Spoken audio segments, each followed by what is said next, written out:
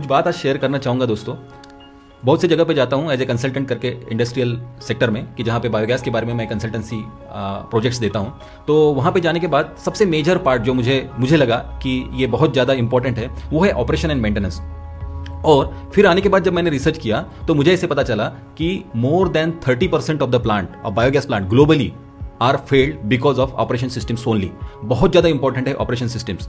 मैं आपके साथ में आज इसके बारे में बात करना चाहूँगा। मेरा नाम है डॉक्टर आशीष पोलकड़े और गए 22 साल से मैं वेस्ट मैनेजमेंट में इंटरनेशनल एक्सपर्ट करके काम कर रहा हूँ। सो क्या आप जानना चाहोगे कि ऑपरेशन सिस्टम्स क्या होते हैं और what are the systems that are required to a smooth functioning of a biodigester, right? So ये बहुत इंपॉर्टेंट टॉपिक है। बहुत सारी चीज़ें, सिस्टम्स बोले तो ऑल सिस्टम्स आता है। Systems is not only technical systems, लेकिन वहाँ पे काम करने वाला मैन पावर किस सिस्टम में काम करता है, वहाँ पे जो प्रोटोकॉल्स दिए हुए हैं, जो सबसेट एडिशन के प्रोटोकॉल्स दिए हैं, वो किस प्रकार से ऑपरेट करते हैं, और उसी के साथ में बहुत सारी चीज़ें, प्री ट्रीटमेंट की सिस्टम क्या है या डाइजेस्टर के अंदर का प्रोसेस क्या होता है, इन सब चीज़ों पे एक आधे बायोगैस ऑपरेशन का जो पार्ट है वो डिपेंड करता है। और इसके बारे में अगर हम बात करेंगे तो सबसे पहला है डिज़ाइन की सिस्टम, दूसरा है प्रॉपर मेंटेनेंस उसका हो रहा है नहीं हो रहा है, रेगुलर मेंटेनेंस उस प्लांट का हो रहा है नहीं हो रहा है, थर्ड है